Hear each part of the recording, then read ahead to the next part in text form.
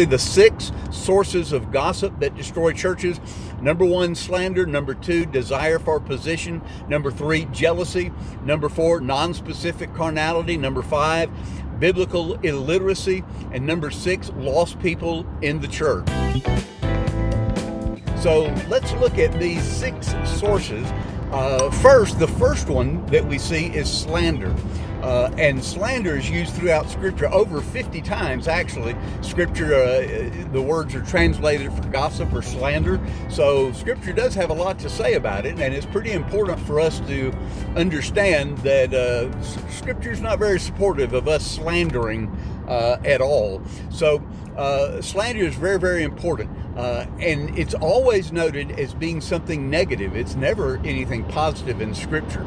So the first source of gossip that destroys churches is slander. Slandering individuals, slandering persons. It's bad behavior, period. All right, we're not going to go into a lot of detail. I will tell you this. Number 2 is desire for position. And before I unpack that a little bit, let me tell you, this is from a 2-sermon series, basically, that a friend of mine, Phil Spry in North Carolina, gave me years and years ago, and said, Bobby, this is one of the big problems in the church. I preach a message or 2 on gossip every year in my church. And so I thought that's a good idea, because it is a real source of problem. So there are lots of scriptures, dozens and dozens of scriptures that we're going to use in these 6 sources, and then the part 2 and part 3 on the results and the remedies. All right, number 2, the second source of gossip that destroys a church is desire for position. Desire for position. I've seen this happen over and over and over in churches, and sometimes it's very under the table, very quiet, somebody who approaches it kind of silently, but deep down inside it's obvious that they are somebody who wants to have a certain kind of position. We see this in Scripture. There's a number of illustrations we could use, but just think of David for a moment. King David was being chased after, and said, they're trying to get me, they're trying to hurt me, it says in Scripture. Same thing happens in churches, and anytime you have people who are more desirous of position than they are of working together and unifying the body and serving together, it leads to a divided church. And there's just no way to get around that. So divided church. So number 1 is slander. Number 2 is desire for position. Number 3 is jealousy. A study was done some time back about the things that people are most jealous about and create the greatest division in churches. And the number 1 thing that came up was the issue of control. Number 2 was personality. And I've seen both of those things just rip churches all to pieces. There's potentially a lay leader, an individual in the church, and he has kind of a different vision, or she, it could be a she, he or she has a different kind of a vision than what maybe the pastor has. And they kind of go head to head, and they don't see eye to eye. And you have these 2 visions, and one is wanting power and the other one is trying to hold on to power, and there ends up being this jealous battle between the 2. And so it's something that control just tears churches all to pieces. And so we have to really strive to do what John wrote about. John 17, he talked about Jesus, his prayer for the church, that they be unified, and that we know, or the world knows us because of our love for one another. Those are all things that give evidence of that, and not a jealous control as we often see. All right, number 4, non-specific carnality. Non-specific carnality is the 4th source of gossip in churches. Now, this can be described in lots of different ways, but let me give you kind of a short story. When our family first moved to Atlanta here several years back now, and Brenda and I were moving, the boys both had apartments in Michigan and were continuing their lives there, but we had an apartment, and it was on kind of the south side of Atlanta, and we were all excited about having this house. And we got into the house, and long story short, the house was infested with roaches. And I don't mean those teeny tiny ones. Call Brenda up sometime. They were roaches like this, or maybe like this. They were huge, and the house was full of them. In fact, you could look into the backyard, and there were a couple of trees not too far from the back porch window, and you could look out there, and it looked like the tree trunk was moving because there were so many roaches on the tree. It was just wiggling, I mean, really freaky. Well, long story short, we didn't stay there for a long time. We had to get out of there.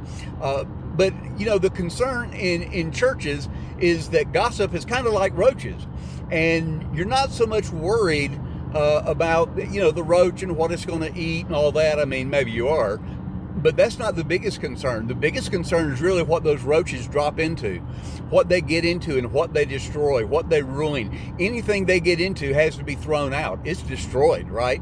So in churches, when you have carnality, these are individuals that are following the ways of the flesh rather than the ways of the Spirit, rather than the ways of God.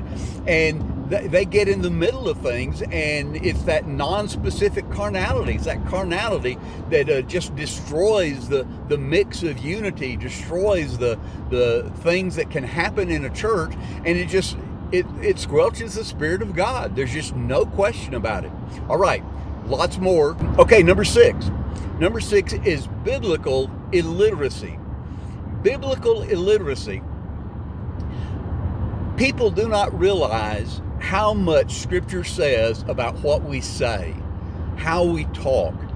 They don't understand, and they don't read the Scripture enough. They don't memorize the Scripture. They don't have a grasp on it.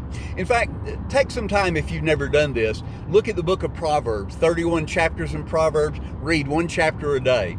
And let me encourage you to do this when you're reading.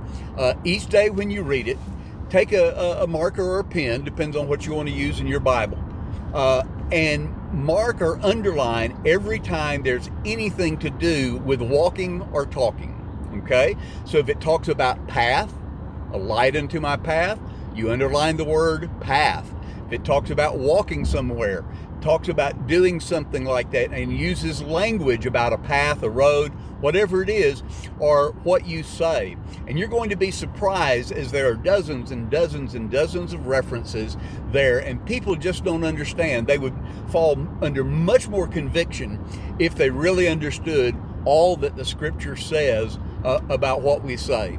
There has to be an integrity of life.